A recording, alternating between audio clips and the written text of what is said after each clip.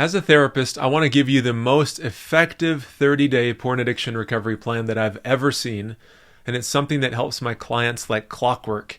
And it'll help you too, especially if you've tried willpower and distracting yourself from the urges, but it hasn't really helped.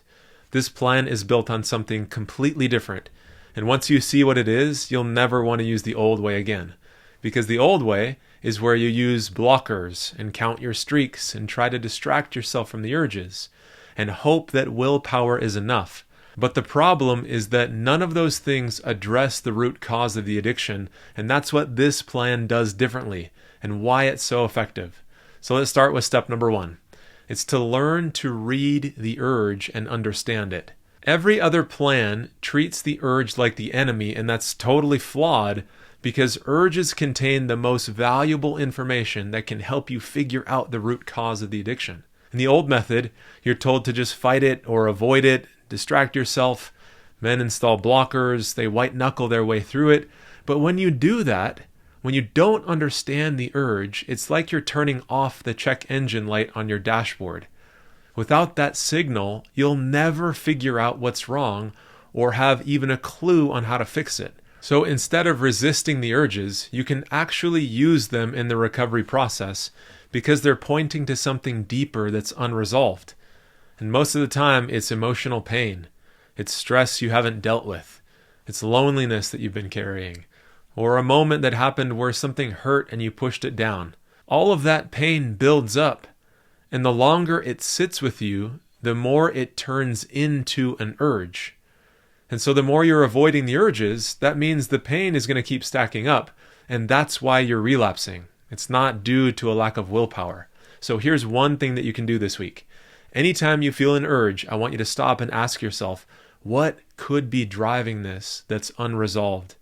What emotional pain might be here? And just write that down in a single sentence. You don't have to fix anything yet. You're just learning to read the signal and understand the urge and what it's trying to tell you. Step number 2 is to use the right tool for the right type of urge. Most plans fail because they give you one set of tools and they tell you to use them every time you're triggered. But not all urges are the same. There are 3 different types of urges and each one needs a different tool. And the first one is emotional. This is the most common. This is what we were just talking about in step number 1, where something painful happens and the urge shows up to try to get you to escape the feeling. It's not about porn, it's about relief. Cold showers and push-ups don't fix the emotional heaviness that the urge is trying to get you to distract. The second type of urge is the habit-based urge. This is where your brain has learned the loop of the same time, same place, same behavior. This is where habit-level tools work really well by breaking the routine. And the third category is just a normal physical drive. It's something that doesn't need to be fixed, but just redirected or acted on in appropriate ways. And most men are dealing with emotional urges, but they're using habit-level tools. So it's a mismatch, and that's why you're continuing to stay stuck in this cycle. So this step is one of the most important things that you can do in this 30-day plan because you're trying to identify which category of urge you're feeling, and then you're dealing with that urge with the appropriate tool. Step number 3 in this plan is to process the emotion that you feel instead of just escaping it. Emotional urges are all about pressure. Just like how you hold a beach ball under the water, the more you push it down, the more the force builds up until it pops up, and that's what happens when it comes to buried feelings. So the tool isn't distraction, but rather you want to go towards the emotion, and when something hard happens, you're actually feeling it and trying to be specific about what it caused, so you know exactly what to do to resolve it. If there's a conflict, the solution is a conversation. If it's stress at work, the solution is taking a meaningful step towards resolving that. When you deal with the root, the pressure drops and the urge just loses its power. So think of the heaviest thing that you've been carrying this week. Name it, take one step towards resolving it, and that's how you're going to feel relief from the urges that you feel as well. Step number 4 is to let somebody carry it with you. Research shows that challenges feel easier when you're not doing them alone. And most men deal with all of this in isolation, which just feeds the cycle. Connection reduces the pressure and it removes the need for the urge. We're not talking about accountability, but real connection. And sharing what you're struggling with lowers the weight and it resolves the underlying issue in many cases. So in this step, the action item is to pick one person that you trust.